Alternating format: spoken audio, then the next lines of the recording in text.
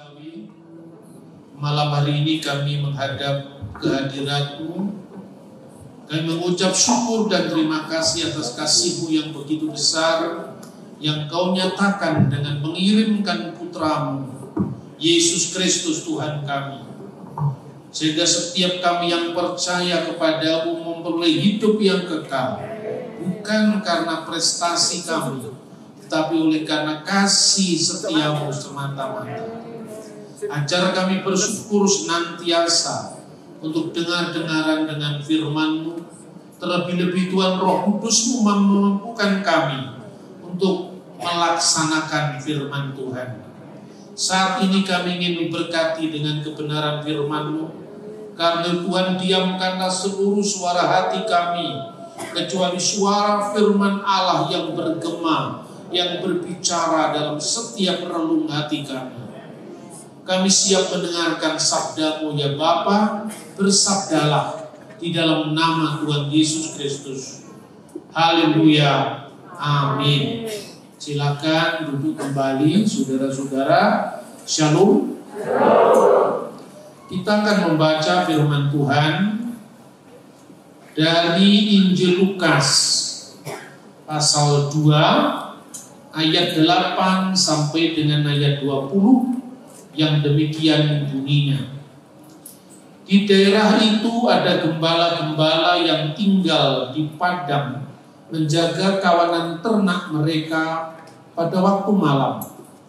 Tiba-tiba berdirilah seorang malaikat Tuhan di dekat mereka, dan kemuliaan Tuhan bersinar meliputi mereka, dan mereka sangat ketakutan. Lalu kata malaikat itu kepada mereka, "Jangan takut, sebab sesungguhnya aku memberitakan kepadamu kesukaan besar untuk seluruh bangsa. Hari ini telah lahir bagimu juru selamat, yaitu Kristus Tuhan di kota Daud. Dan inilah tandanya bagimu, kamu akan menjumpai seorang bayi dibungkus dengan lampin dan terbaring di dalam palungan. Dan tiba-tiba tampaklah bersama-sama dengan malaikat itu sejumlah besar bala tentara surga yang memuji Allah, katanya, kemuliaan bagi Allah di tempat yang maha tinggi, dan damai sejahtera di bumi di antara manusia yang berkenan kepadanya." Setelah malaikat-malaikat itu meninggalkan mereka dan kembali ke surga, gembala-gembala itu berkata seorang kepada yang lain, "Marilah kita pergi ke Bethlehem untuk melihat apa yang terjadi di sana, seperti yang diberitahukan Tuhan kepada kita." Lalu mereka cepat-cepat berangkat dan menjumpai Maria dan Yusuf dan bayi itu yang sedang berbaring di dalam palungan. Dan ketika mereka melihatnya, mereka memberitahukan apa yang telah dikatakan kepada mereka tentang anak itu. Dan semua orang yang mendengarnya heran tentang apa yang dikatakan gembala-gembala itu kepada mereka. Tetapi Maria menyimpan segala perkara itu dalam hatinya dan merenungkannya. Maka kembalilah gembala-gembala itu sambil memuji-muji dan memuliakan Allah, karena segala sesuatu yang mereka dengar dan yang mereka lihat semuanya sesuai dengan apa yang dikatakan kepada mereka. Amin.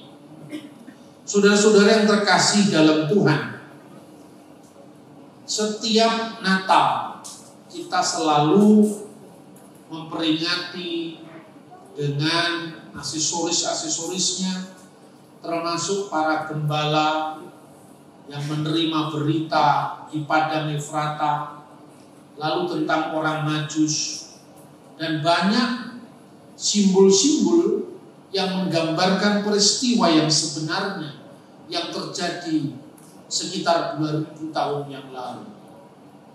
Pertanyaannya sekarang, apakah hubungan berita Natal dengan para gembala? Siapa yang dimaksud oleh para gembala ini? Dan bagaimana mungkin ada gembala-gembala yang menggembalakan dombanya pada malam hari, sementara kita memperingatinya di bulan Desember yang adalah musim dingin.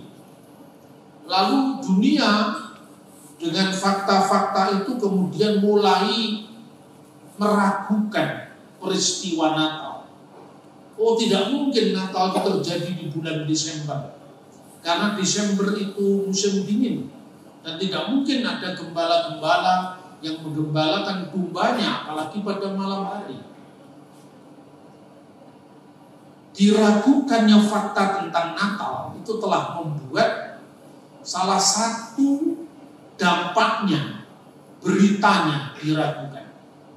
Jikalau peristiwanya tidak benar-benar terjadi, bagaimana mungkin berita keselamatan itu benar-benar terjadi? Jadi kira-kira faktanya dulu yang diragukan, baru substansi atau beritanya. Padahal saudara-saudara, berita-berita yang demikian itu berita yang baru muncul. Artinya berita-berita yang meragukan historisitas Natal itu bukan barang lama, itu barang baru. Baru terjadi pada tahun 1740-an. Ada seorang teolog Protestan dari Jerman, namanya Paul Ernst Jablonski. Ini muncul ketika liberalisasi teologi di Barat mulai muncul dan menghantam sendi-sendi kekristenan. Lalu Paul Ernst Jablonski ini mulai mengadakan tuduhan bahwa peringatan Natal itu sesungguhnya merupakan peringatan dewa matahari yang tak terkalahkan, Sol Invictus, yang kemudian dikristenkan, dikontekstualisasikan. Maka Natal aslinya itu peringatan dewa matahari dan bukan peringatan Yesus Kristus. Goncanglah iman Kristen ini seolah-olah karena munculnya berita itu. Bahkan ada mungkin yang menjadi trennya orang-orang Kristen yang tidak mendalami teologi dengan benar, tidak mendalami sejarah gereja dengan benar, gara-gara berita yang meragukan itu, kemudian dia meninggalkan Kristus. Dari kalangan para artis juga banyak yang seperti itu. Padahal artis itu kan kepiawaiannya itu acting di depan kamera, jangan ngomong teologi lah. Kalau ngomong teologi ya serahkan kepada orang yang sekolah kitab atau sekolah teologi. Ini kadang-kadang overlapping, orang itu bukan bidangnya dimasuki. Dan anehnya jemaat ini lebih percaya pada artis yang adalah public figure ketimbang orang yang benar-benar belajar pada bidangnya. Nah, saudara-saudara, kisah bahwa Natal itu kelahiran dewa matahari itu dongeng. Jadi yang dongeng bukan Natalnya, dewa matahari itu yang dongeng. Bukan saja. Kapan mitos dewa matahari itu muncul di Eropa? Itu baru tahun 354 Masehi. Sebelum itu tidak ada. 354 Masehi. Dulu orang itu mereka-reka itu ngiro-ngiro, kiro-kiro. Dewa matahari yang tak terkalahkan itu dijiplak oleh gereja. Dan kebetulan orang Kristen itu mewarisi teologi konflik. Gara-gara yang ngomong itu gereja Katolik, wah ini Katolik ini biang segala kesesatan. Dan kita manut padahal kita dihapusi demit. Kita tidak mau cross check, ya toh? Cross check dulu. Kalender tahun 354 itu sekarang ditemukan. Anda dengan mudah bisa browsing di Google itu. Kalender 354. Itu tidak ada kata sol.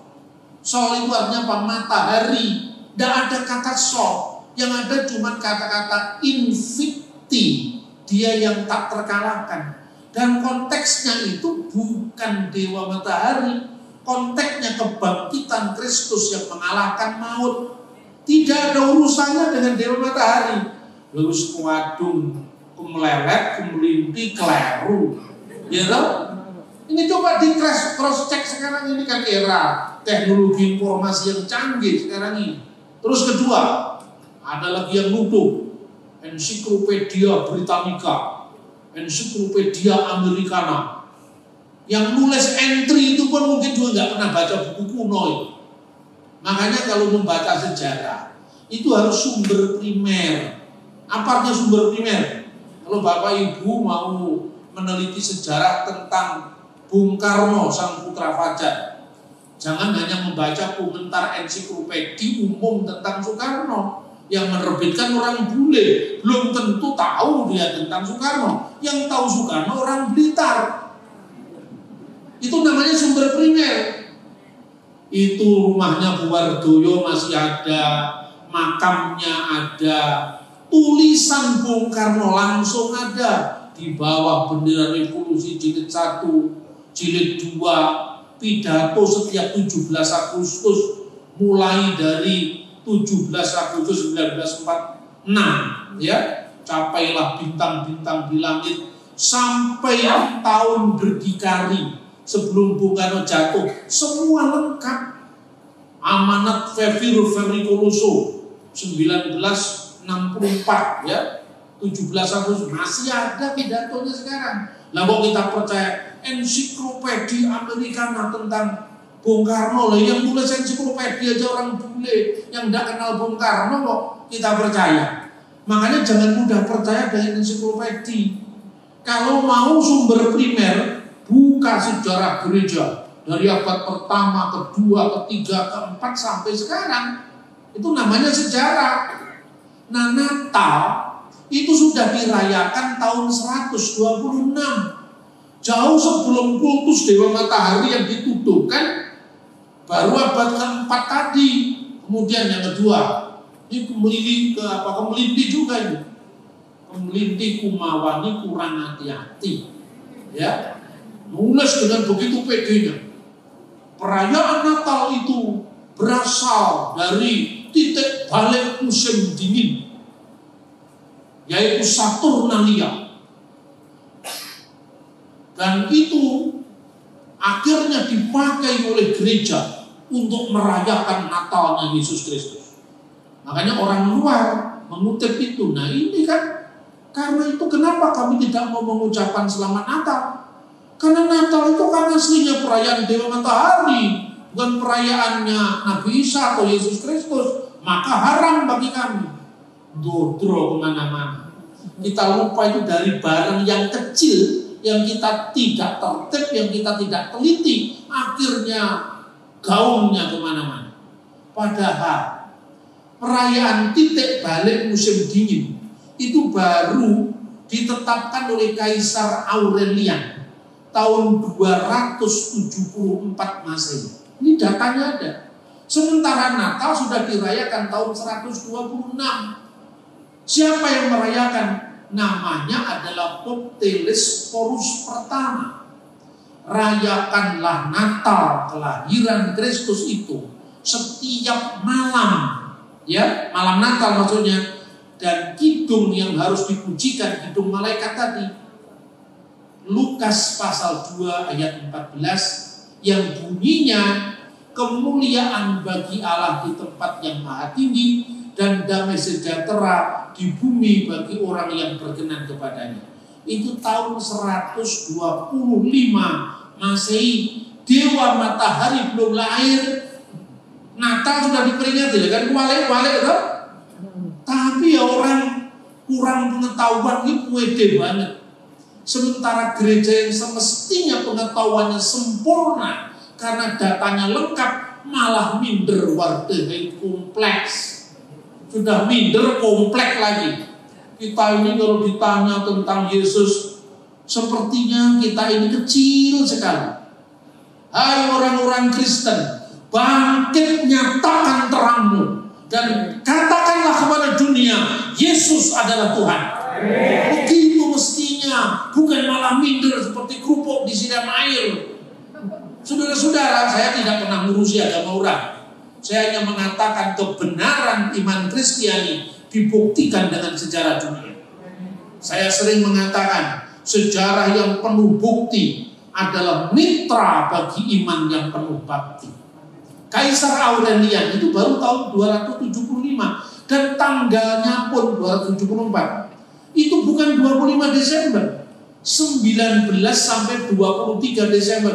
Lawang kalendernya aja ditemukan kok.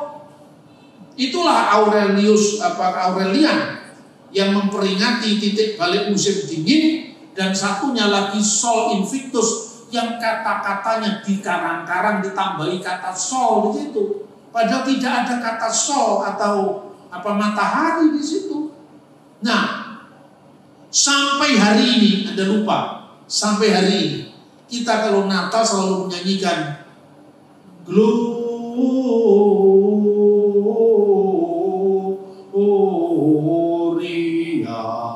in excelsis Deo.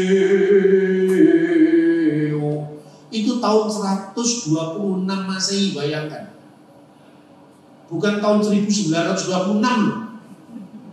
126 Masehi. Nah, buktinya apa? Kalau saudara-saudara pergi ke Yerusalem, ke Bethlehem, itu ada gereja namanya Kanisah Al-Mahad, gereja kelahiran, Church of Nativity. Di situ ada gereja ortodok Yunani.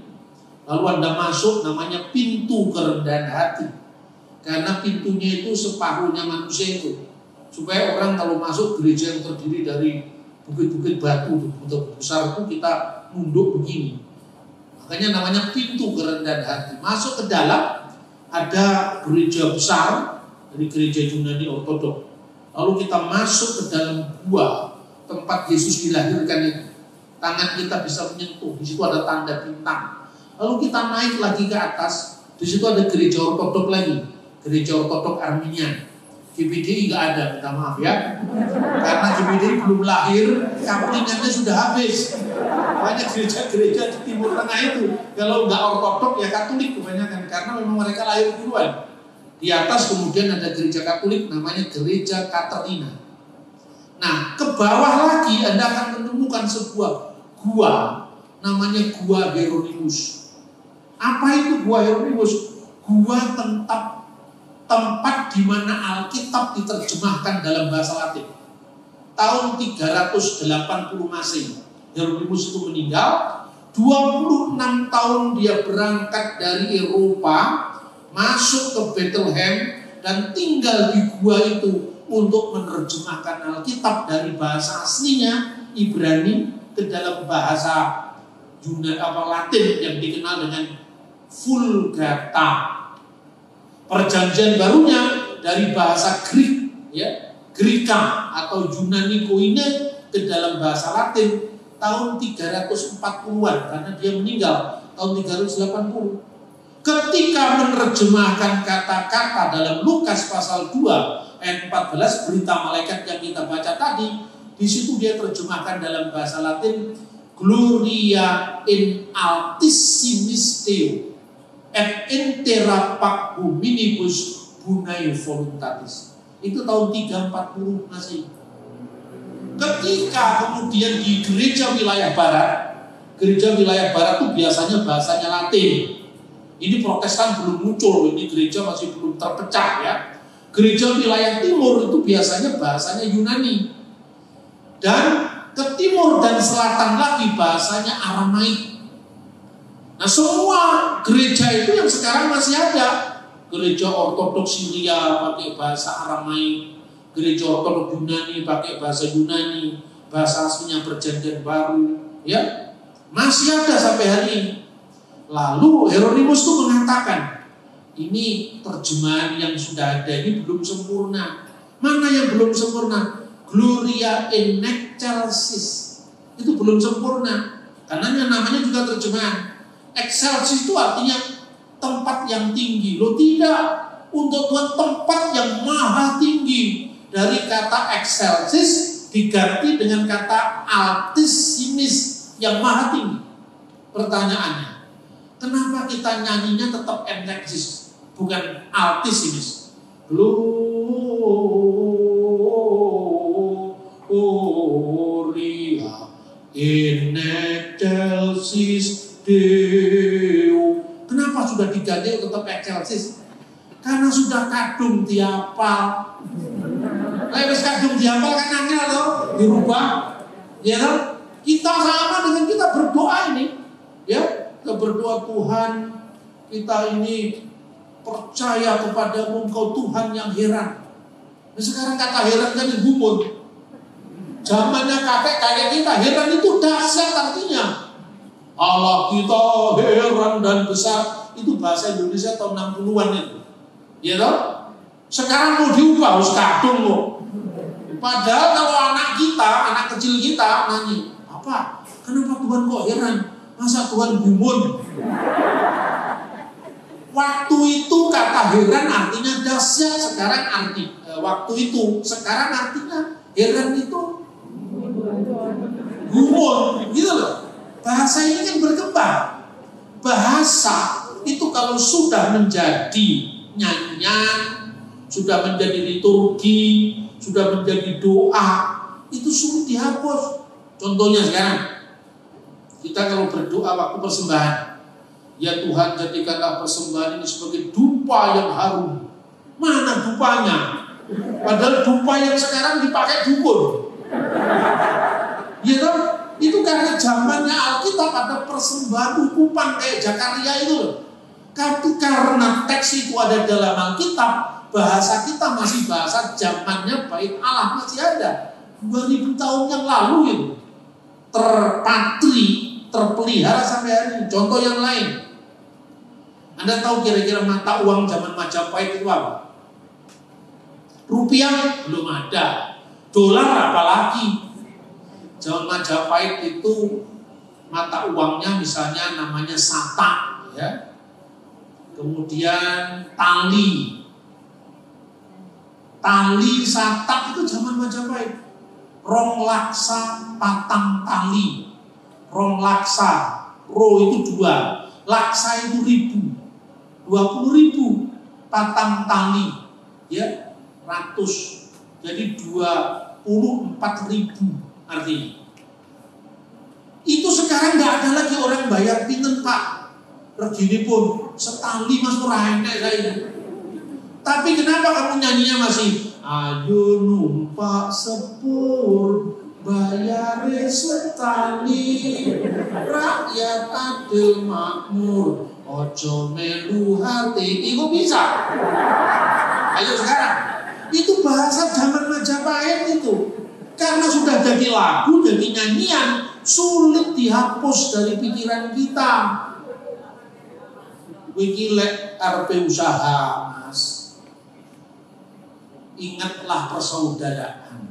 Mas yo awake dhewe mungkin rugi-rugi sithik, tapi sedulur akeh. Kaya paribasan apa? Sata bati sana, ya. Tuno sata bati sana. Nah, sata itu apa? Sata itu mata uang abad 10 Masehi. Zamannya dia Balito. Kok bisa sampai sekarang masih ada?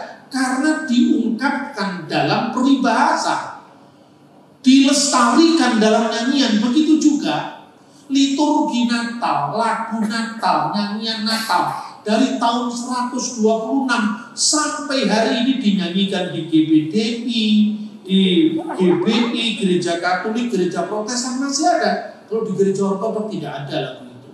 Karena apa? Gereja Ortodoks berkembangnya di timur, udah pakai bahasa Latin.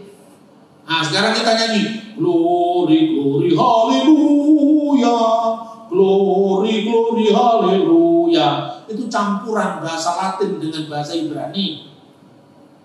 Jadi saudara-saudara ini bukti sejarah.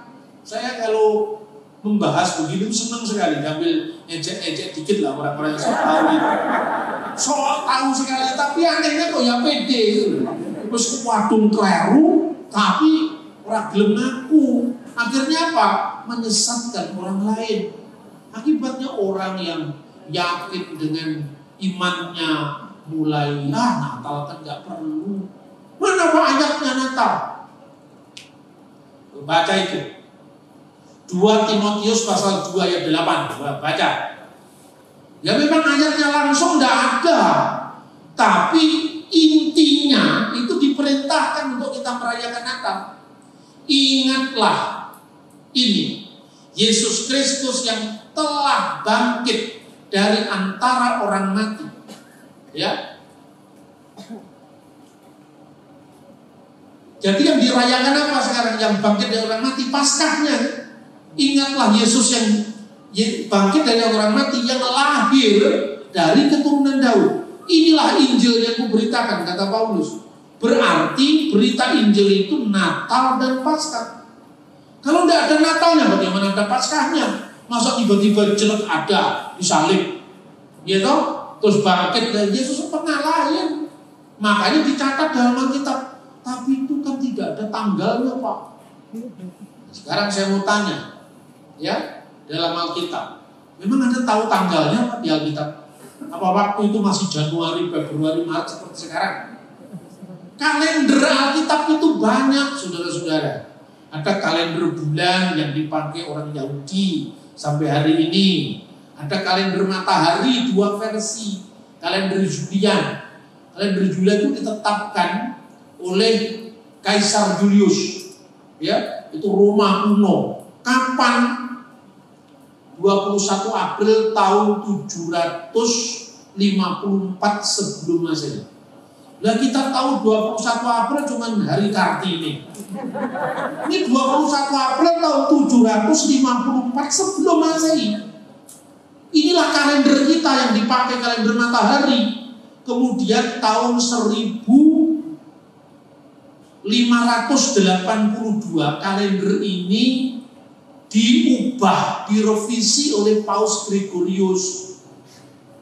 Bulan Oktober tahun 1582 dari tanggal 4 langsung tanggal 15. Jadi tahun 1582 tidak ada tanggal 6 Oktober, 7 Oktober, 8 Oktober, tidak ada. Tanggal 4 langsung tanggal 15.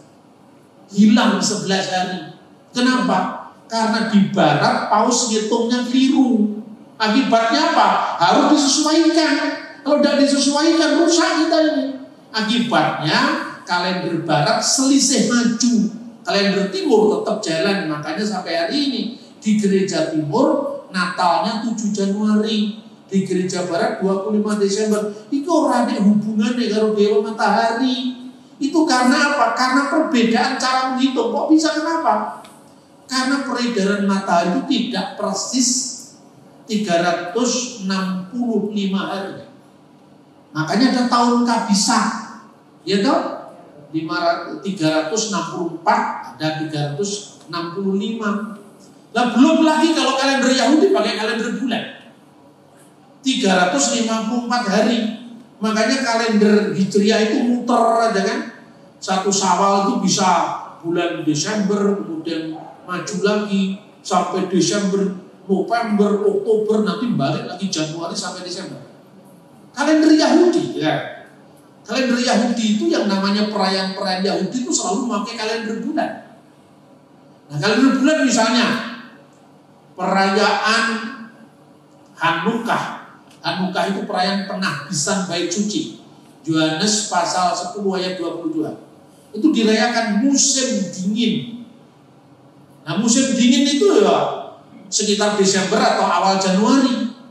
Perayaan penahbisan bait suci itu terjadi intertestamental book antara perjanjian lama dan perjanjian baru. Karena peristiwanya itu di tengah-tengah itu. Sampai hari diperingati. Kadang-kadang di Israel jatuhnya itu bulan Desember tanggal 25, kadang-kadang Desember 23, kadang-kadang Desember tanggal 4, muter. Tapi tidak pernah muter sampai Januari, Februari, Maret, April. Karena apa? Ini Bapak Ibu tidak ngerti apa yang saya sampaikan, tetap bisa masuk surga. Ya? Karena apa? Ini ilmu pengetahuan. Tapi kalau ilmu pengetahuan itu gara-gara tidak saya sampaikan, Anda bisa dengar dari luar, itu bahaya loh itu. Ya, makanya saya sampaikan, ngerti orang ngerti saya sampaikan, panggai munggah swarga. Ya, ingat itu. Yang penting hiburan aja lah. Hiburan otak kita, hiburan iman kita, supaya kita tetap berada dalam Dia, tidak mudah diumpang-ambingkan oleh pengajaran. Kenapa kalender Yahudi tidak pernah geser? Januari, Februari, Maret, April tidak pernah geser. Yang namanya Paskah itu tetap musim semi. Tidak pernah Paskah itu bulan Agustus. Ya kan? Kenapa? Karena orang Yahudi itu pinter-pinter. Jadi tahu kalau kalendernya itu tidak sama dengan kalender matahari, maka dibuat penyesuaian. Ada Paskah tetap di bulan Nisan. Nisan itu sekitar Maret April, tidak pernah geser. Yaitu ada gesernya seminggu, 2 minggu, karena apa? Orang Yahudi punya bulan ke-13. Nah, kita sulit paham karena yang kita harapkan hanya gaji ke-13. Bulan ke-13 itu, ini kita orang Yahudi ngomong begitu, ya. Itu kapan jatuhnya? 7 tahun, 7 kali setiap 19 tahun. Jadi tinggal dihitung, 19 dibagi 7. Itu selalu ada bulan Adar kedua. Jadi setelah Adar, mestinya kan Nisan. Nisan itu sekitar musim semi, ya. Adar setiap 7 kali dalam 19 tahun ada bulan yang namanya Adar Seni. Maka selisih 11 hari tadi bisa dikonfirmasi, bisa disesuaikan, bisa paralelkan. Makanya Paskah tidak pernah jatuh di bulan Agustus, selalu di musim semi. Nah, paham tidak kira-kira? Waduh, kok baru dengar ya Pak? Baru dengar ojo ngritik Natal, menemu wae wis ya. Makanya datanya harus lengkap, tidak bisa mengatakan menurut ensiklopedia Britannica. Lah sing nulis orang kata pinter kok. Kok Anda percaya? Bukan nggak kata pinter otaknya, datanya kurang lengkap. Seperti Anda misalnya nanya tentang Bung Karno lebih suka pecel apa lebih suka gudeg. Orang Blitar pasti bisa menjawab. Lebih suka pecel, itu langganan pecelannya Bung Karno masih ada sekarang. Dan sayur yang Bung Karno suka itu kembang turi. Lu ora percaya, ceken. Tanya kepada keluarga dekat Bung Karno. Orang-orang Blitar lebih tahu Soekarno ketimbang ensiklopedia ditulis di Washington. Maka kalau Anda tanya tentang Natal, gereja-gereja kuno di Timur Tengah itu lebih tahu ketimbang kita orang Barat. Gitu loh saudara-saudara. Nah, jadi ingatlah Injil yang diberitakan Paulus dalam 2 Timotius pasal 28 tadi, yaitu tentang Yesus yang bangkit dari antara orang mati dan yang lahir dari keturunan Daud. Ingatlah. Dan kata ingatlah itu persis sama ketika Yesus mengatakan, ingatlah ini sebagai peringatan akan daku, yaitu ingat akan Paskahnya. Berarti ingat akan Paskahnya juga ingat akan Natalnya. Jelas kan? Nah, sekarang kembali kepada persoalan apa hubungannya dengan para gembala. Pertama harus saya simpulkan. Natal pertama kali dirayakan tahun 126. Dokumennya apa? Saya sebutkan satu-satu. Dokumennya namanya Liber Pontificalis, bahasa Latin. Kemudian Natal dirayakan di Israel pada tahun 170 Masehi. Dewa Matahari belum ditentukan itu. 170 Masehi di Kaisarea Maritim oleh seorang penilik jemaat, seorang episkop namanya Theophilus. Kita akan merayakan 25 Desember Natal yang sebentar lagi tiba, tahun 170. Tapi waktu itu belum merata. Perayaan ini belum merata. Ketika muncul adanya bidat yang menyangkal Yesus telah benar-benar jadi manusia, yaitu bidat gnostik, dekotisme. Saat itu kemudian Bapak Gereja mulai saksi-saksi yang masih hidup meninggalkan tulisan-tulisan bagi kita. Kapan Yesus dilahirkan? Kira-kira seperti itu. Makanya seorang uskup dari Nikea memberikan informasi ke Roma, ini dari gereja timur. Di timur orang sudah merayakan Natal di mana-mana untuk menghadapi bidat-bidat Kristen yang tidak percaya bahwa Yesus pernah benar-benar jadi manusia. Kita harus mulai merayakannya seperti sejak Telesphorus ke-1 sudah dirayakan Natal itu. Natal itu dirayakan untuk melawan kaum bidat yang menyangkal bahwa Firman telah menjadi manusia dan tinggal di antara kita, dan kita telah melihat kemuliaannya, yaitu kemuliaan yang diberikan kepadanya, penuh kasih sebagai anak tunggal Bapa, penuh kasih karunia dan kebenaran. Kemudian penetapan Natal pertama kali tahun 189 itu diinstruksikan dalam hukum gereja, di mana dokumennya Koptik Didaskalia Apostolorum tahun 189, bukan di Roma tapi di Alexandria, Mesir. Rayakanlah Natal Tuhan kita setiap tanggal 25 bulan ke-9 Ibrani, yang bertepatan dengan tanggal 29 bulan ke-4 Mesir. Yo maneh. Udah bulan ke-4 Mesir, itulah gereja. Jadi gereja itu bukan semua asalnya dari Amerika. Ini dari tahun 189. Jadi bulan Ibrani ke-9 itu namanya bulan Kislev. Musim dingin itu. Ya, tanggal 25 bulan Kislev itu bersamaan dengan 25 Desember. Ya. Terus bulan Mesir, orang Mesir itu memperingati kemartiran, tahun kemartiran. Karena gereja 300 tahun pertama harus beribadah di gua-gua yang namanya katakombe. Ketika Kaisar Dakius atau Daklianus itu menganiaya orang Kristen, jadi mereka yang percaya Yesus itu juru selamat, Yesus itu Tuhan, dibunuh, diadu dengan singa. Itu peristiwa itu 300 tahun pertama. Kemudian ketika Kaisar Theodosius kedua tahun 380 menjadikan Kristen jadi agama negara. Lalu sejak saat itu penganiayaan tidak terjadi lagi. Dan orang Mesir, Alexandria, itu merayakan tahun pembebasan dari penganiayaan itu disebut tahun martiri, tahun kemartiran. Dan itu tidak memakai kalender bulan, tidak memakai kalender matahari, tapi memakai kalender bintang Sirius. Bintang Sirius itu bintang pagi itu yang sinarnya luar biasa, dan tahun 1996 itu diakui oleh UNESCO sebagai kalender yang sangat akurat karena tidak mengenal tahun kabisat. Jadi katakanlah tadi saya ceritakan, kalender kita di Roma pernah keliru karena hilangnya 11 hari di bulan Oktober tahun 1582. Oke, Roma pernah keliru. Tapi Alexandria ada yang lebih akurat. Maka gereja itu saling melengkapi. Kalau kita hanya mengenal hanya gereja barat, semua barat, ya kita nggak lengkap. Saya senang masuk GPD hari ini karena lagunya Gadol Gusti, itu lokal kita, lokalitas kita harus kita angkat. Jangan semuanya bule, pakai belangkon begini sama sahnya di depan Tuhan Yesus. Amin.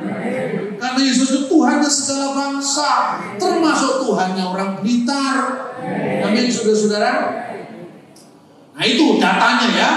Nanti cara menghitungnya saya tunjukkan dengan nada gurau begini, nggak terasa ilmunya meresap masuk. Tapi sebelumnya, bagaimana mungkin bulan Desember, Pak?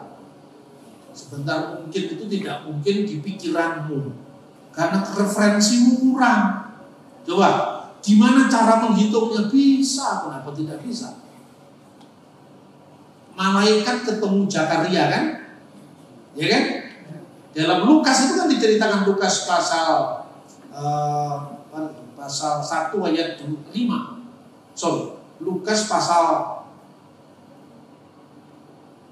2 ayat, kita lihat saja ya, kita lihat.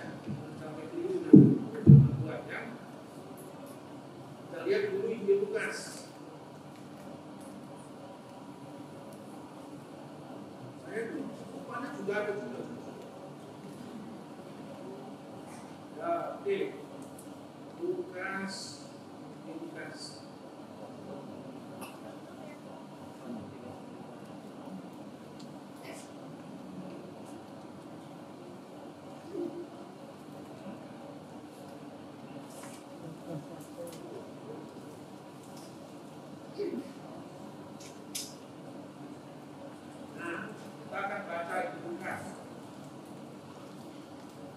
Bener ya teksnya dari ayat 5, bener ternyata nggak keliru ya. Lukas pasal 5. Pada zaman Herodes Raja Yudea ada seorang imam yang bernama Zakaria dari rombongan Abia. Istrinya juga berasal di keturunan Harun, namanya Elisabeth. Singkat kata gini, pada waktu itu Zakaria sedang bertugas membakar ukupan di Bait Allah, ya kan? Lalu Tuhan memberi tanda bisu. Kenapa kok dikasih tanda bisu? Imam kok tidak percaya. Maka hati-hati kalau imam itu peragu.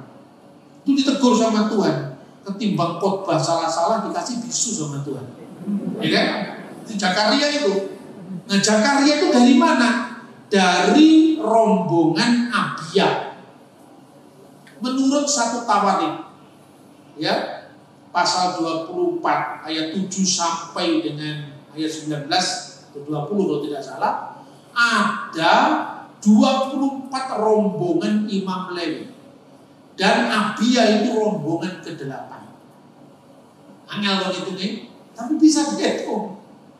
Rombongan Abia itu bertugas pada waktu malaikat menemui Zakaria yang sedang membakar ukupan di Bait Allah.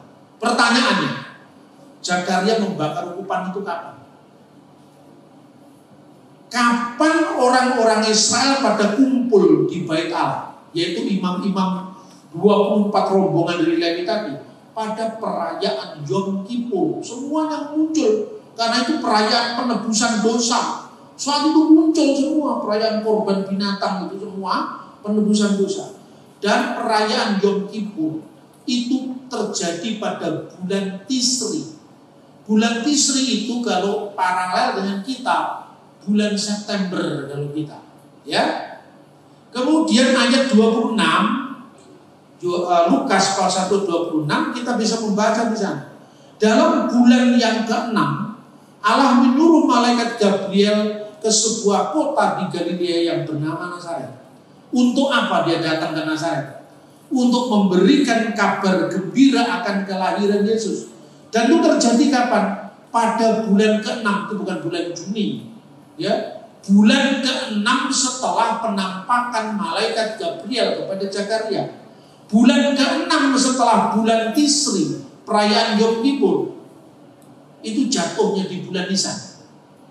Gampangannya kalau Anda tidak akrab dengan kalender Ibrani, bulan Tisri itu kira-kira paralel dengan bulan September. Hitunglah 6 bulan setelah September. Oktober, November, Desember, Januari, Februari, Maret.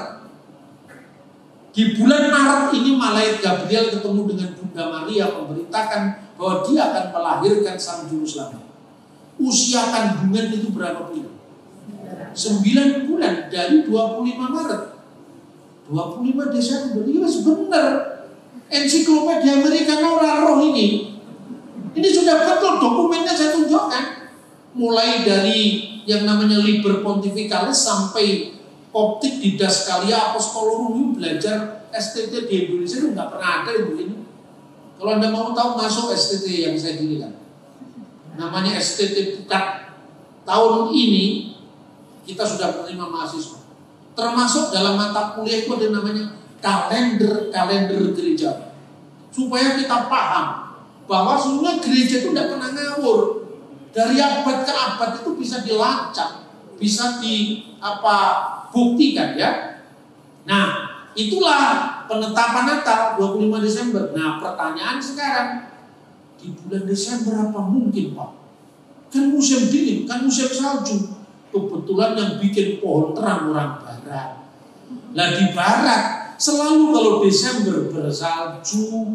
Bener gak? Ini kan gara-gara orang bule ini yang bikin-bikin ini. Terus kemudian, kamu tidak mau mengucapkan selamat Natal. Itu kan perayaan Dewa Matahari, makanya ada pohon cemara. Loh, kalau Anda tidak pakai pohon cemara juga sah ini, nggak ada pohon cemaranya. Iya kan? Pohon cemara itu tradisi, kalau Anda jangan salah paham lagi. Kalau di Islam itu kupat gitu loh. Anda kalau lebaran pakai kupat, pakai, itu sudah kebiasaan, Pak. Nanti kalau kita nggak selamatan pakai kupat ora pantes orang tonggone lah Pak. Jadi soal kepantasan ada syariatnya kupat? Tidak ada syariatnya. Karena itu tradisi Jawa. Pohon terang itu tradisi Barat. Jadi orang usah gawe pohon terang ya ora apa-apa. Ning lek iso tuku pasangan kerap berlip api gitu loh. Ngerti nggak yang saya maksud? Ya kan?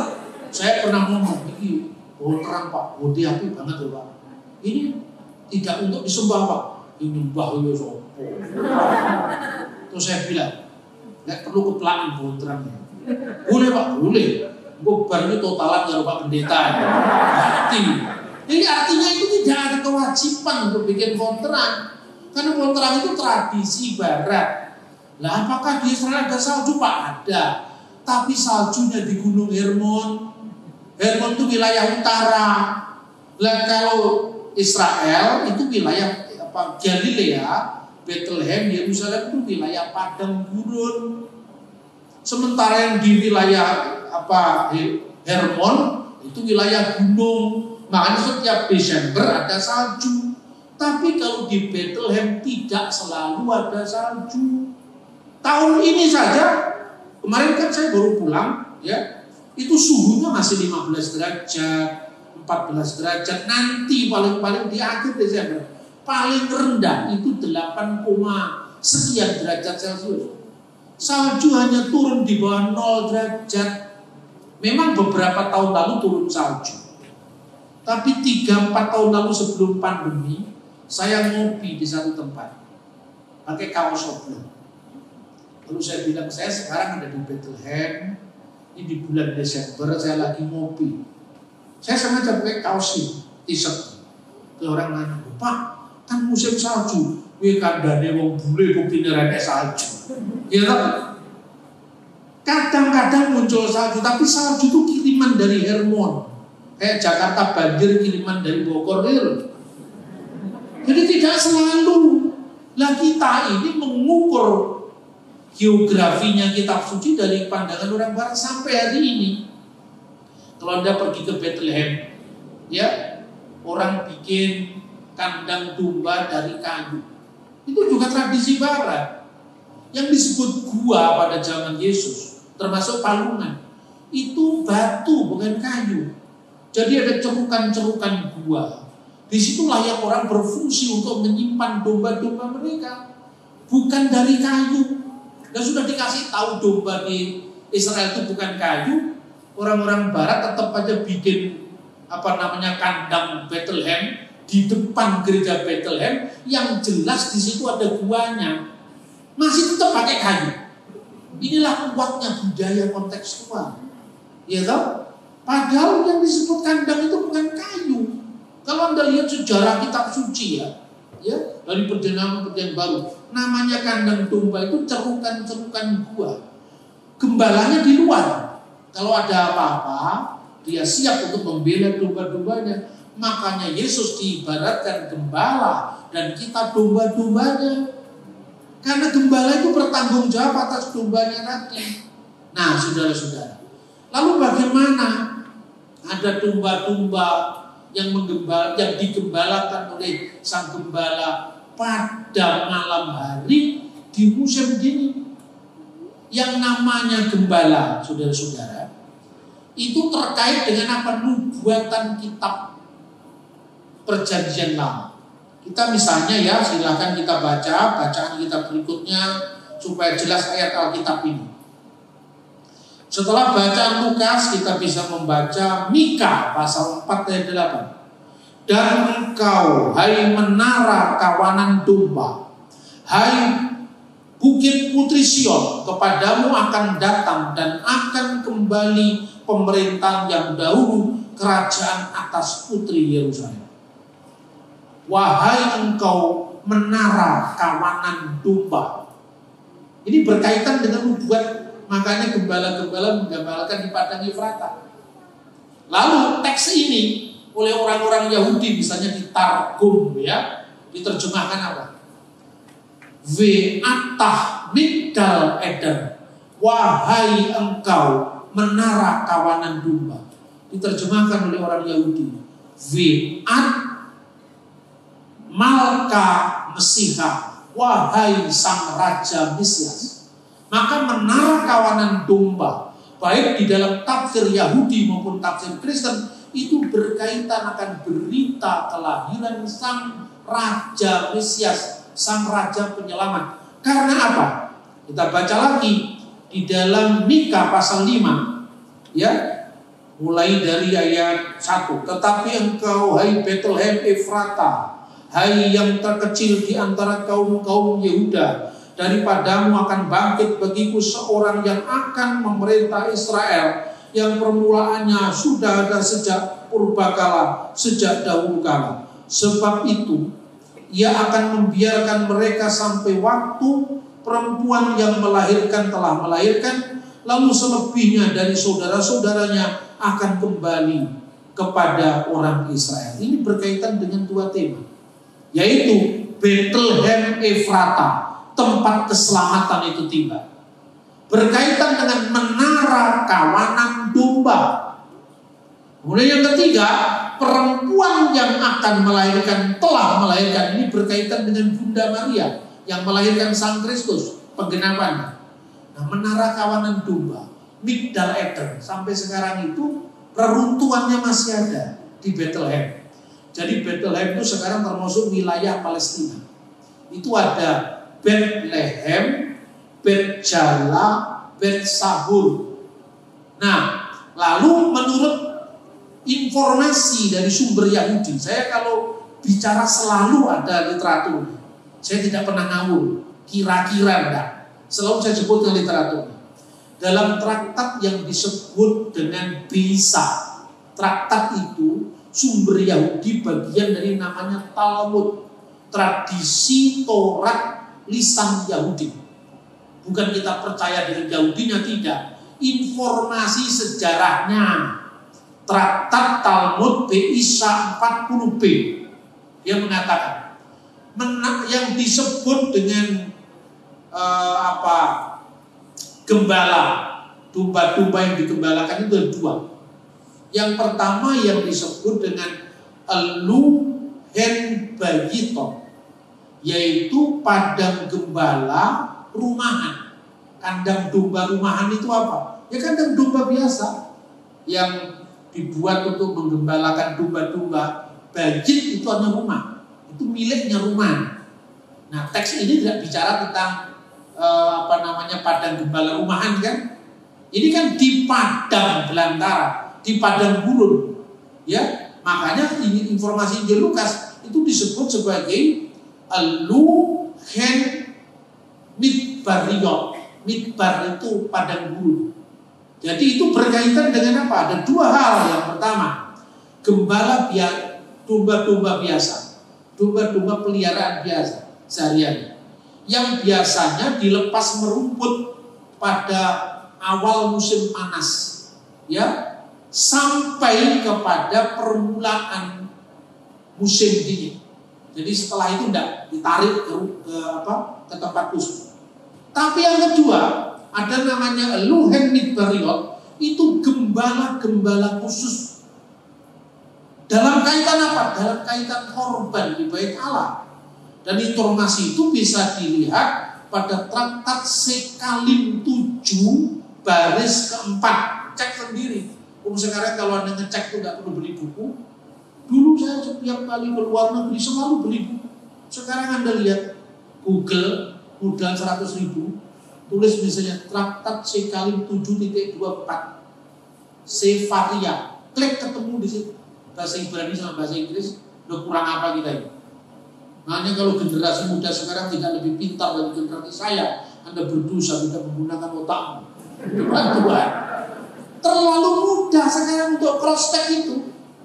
Traktat Sekalim 7 baris keempat itu menyebut yang disebut dengan hewan-hewan gembalaan yang digembalakan di padang gurun Midbariot itu disebut behemah.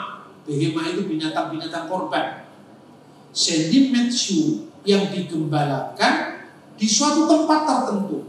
Yerusalem yang tempatnya dari kota Yerusalem Ve'at Migdal Eder sampai Menara Kawanan Domba. Dan itu jaraknya kira-kira 12 km dari Bait Allah.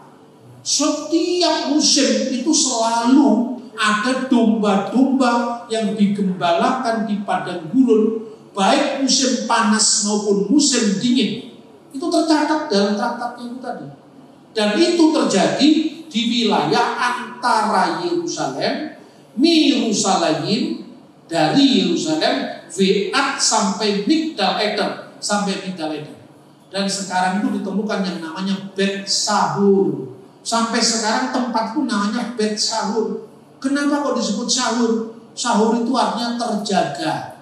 Karena apa? Para gembala waktu diberikan berita itu kepada para malaikat, ada yang berjaga dengan bayi kudus di situ. Yaitu apa? Tentang kelahiran Yesus yang diberitakan oleh para malaikat. Makanya sahur itu artinya tangi, berjaga. Mulai bulan Ramadan sahur gitu loh. Itu di Bethlehem namanya sekarang di dekat Bethlehem Bet Sahur, rumah untuk berjaga. Nah disitulah rupanya yang disebut sebagai tempat yang dulunya untuk menyiapkan upacara-upacara terbaik untuk Bait Allah. Kan domba-domba yang dipersiapkan untuk upacara korban itu nggak sembarangan. Kalau dombanya cacat nggak boleh untuk korban. Itu baca kitab Imamat. Ya, banyak. Kalau dombanya pincang tidak boleh untuk korban bait suci. Harus domba yang tidak bercacat celah karena melambangkan anak domba Allah, penghapus dosa dunia. Itu rupanya yang diberikan oleh catatan Injil Lukas, karena seluruh Alkitab Perjanjian Baru itu dasarnya Perjanjian Lama. Budayanya Yahudi bukan budaya Eropa. Ya toh? Nah pertanyaannya sekarang, kenapa para gembala? Karena para gembala itulah gembala khusus yang menyiapkan korban-korban terbaik di bait suci. Dia terbiasa tertib, menilai mana yang masuk di dalam kriteria, mana yang tidak masuk dalam kriteria. Para domba itu dipelihara khusus di tempat yang terpisah, baik musim dingin maupun musim panas. Kenapa kok musim dingin? Ada upacara Hanukkah musim dingin, penabisan bait suci. Ada upacara musim semi Paskah. Ada upacara misalnya bulan Tishri September masuk, kemudian mulai musim dingin. Jadi segala musim ada upacara korban bagi orang Yahudi. Makanya korban domba itu selalu mulai musim panas sampai musim dingin. Dan para gembala terpilih, malaikat di surga menemui dia. Selain menemui Bunda Maria, selain menemui Yusuf, tapi juga menemui para gembala. Karena para gembala ini yang menyiapkan korban di bait suci. Seolah-olah memproklamirkan menara kawanan domba yang dijanjikan kitab Mika pasal 4 ayat 8 sekarang sudah digenapi. Pemerintahan Israel yang tidak pernah binasa akan kembali di bawah Sang Juru Selamat, Sang Anak Domba Allah. Makanya beritanya, sudahi korban-korban seperti ini. Karena apa? Ini hanya simbol dari peristiwa yang akan terjadi dan sekarang sudah terjadi, yaitu Anak Domba Allah yang hadir lahir di tengah-tengah kita. Itulah sebabnya temanya Bethlehem. Ayat 10 dari Injil Lukas pasal 2. Hari ini telah lahir bagimu Kristus Tuhan di kota Daud. Kota Daud itu mana? Bethlehem. Karena Bethlehem itu kota kelahiran Raja Daud. Maka Juru Selamat akan lahir di Bethlehem. Dan selama berabad-abad penantian orang Yahudi itu apa? Keselamatan lewat korban. Keselamatan lewat korban. Keselamatan lewat korban anak domba. Sekarang sudah digenapi. Itulah berita Natal kepada para gembala yang tulus menanti. Para gembala yang sangat teliti dalam memilih binatang-binatang korban yang dipersembahkan kepada Tuhan. Dan itu semua simbol yang mengarah pada satu hakikat, yaitu Yeshua HaMashiach, Yesus Sang Kristus yang Allah Tuhan dan Juru Selamat kita. Sekarang Natal tahun 2022. Ini adalah pelayanan saya pertama di Kota Blitar setelah pandemi. Ya. Setelah pandemi pelayanan saya di sini. Dan saya diminta di Kusumawi Citra tanggal 23 Desember saya tidak bisa. Karena saya harus akan kembali lagi ke Timur Tengah. Beberapa saat lagi tanggal 15 Desember. Jadi saya diundang Pak Pendeta ini, saya sempatkan betul karena saya rindu dengan Kota Blitar. Ya, berita yang disampaikan oleh para malaikat, hari ini telah lahir bagimu Kristus Tuhan di Kota Daud. Kalau dikupas lebih panjang lagi, kenapa disebut Tuhan? Buat Daud juga dalam Mazmur pasal 110 ayat 1. Firman Tuhan kepada Tuanku, dalam bahasa aslinya Neum Hasem Laduni atau Ladunan, firman Tuhan Allah Israel kepada my Lord. My Lord ini siapa? Mesias yang akan datang. Baca yang namanya tafsiran Mazmur bagi orang Yahudi, yang disebut dengan Adonai adalah Malka Mesiha, Raja Mesias yang akan datang. Duduklah kamu di sebelah kananku, karena bait Allah terdiri dari 3 bagian. Ruangan Maha Kudus, ruangan kudus, dan halaman. Di sebelah kanan ruangan Maha Kudus itu istana Daud. Karena duduklah kamu di sebelah kananku. Allah hadir di bait sucinya, di ruangan Maha Kudus. Di sebelah kanannya adalah takhta Daud. Jadi Raja Mesias itu raja, segala raja yang kekal, yang selalu akan duduk pada takhta Daud selama-lamanya. Dan penggenapannya pada Yesus Kristus. Karena raja-raja, penguasa-penguasa boleh jatuh bangun silih berganti, tapi raja di atas segala raja, Yesus Kristus, akan kekal bertakhta selama-lamanya. Maka pesan Natal sekarang, tahtakan Yesus di hati kita. Tahtakan Yesus di hidup kita. Karena hidup kita bukan kita lagi, tapi Kristus yang ada di dalam kita. Berikan kemuliaan kepada kita Yesus Kristus. Mari kita berdoa. Bapa Surgawi, terima kasih Tuhan untuk kasih setiamu, lawatan kasih-Mu melalui Kristus Tuhan kami yang sekarang kami rayakan kelahirannya. Kiranya menjelang perayaan Natal yang sudah kami dahului dengan narasi atau homili tentang Engkau, ini akan memantapkan kami untuk kami menyambut hari kelahiran. Terima kasih Tuhan untuk bukti-bukti sejarah yang Tuhan pelihara sampai hari ini melalui berbagai gereja kuno yang sampai hari ini masih eksis. Sungguh kami tidak bisa berdiri sendiri, karena kami antar saudara seiman itu saling membutuhkan. Karena itu Tuhan, ajar kami untuk bersaudara dalam setiap gereja, agar persekutuan tubuh Kristus itu semakin dimantapkan. Kami akan mengambil bagian kami masing-masing, tapi satu hal yang kami tahu, Engkaulah kepala gereja kami. Terima kasih Bapak, terima kasih. Berkati GPD Theophilus di tempat ini dalam pelayanannya, juga Bapak Gembala, seluruh pelayan di gereja ini Tuhan berkati, agar semakin bisa menangkap atmosfer rohani yang Tuhan sampaikan kepada kami, sehingga segala rintangan, segala halangan yang menghalangi setiap jiwa untuk menuju kepada Kristus Tuhan itu di dalam nama Yesus tersingkirkan satu demi satu. Dan kami semua bisa memahami kebenaran secara paripurna karena firman Tuhan itu sendiri. Terima kasih Bapak, terima kasih. Dan sudah berdoa mengucap syukur, semuanya kami panjatkan di dalam nama di atas segala nama. Nama yang penuh kuasa, nama yang tidak pernah berubah, baik kemarin, hari ini, dan selama-lamanya, yaitu nama Yesus Kristus Tuhan. Haleluya. Amin.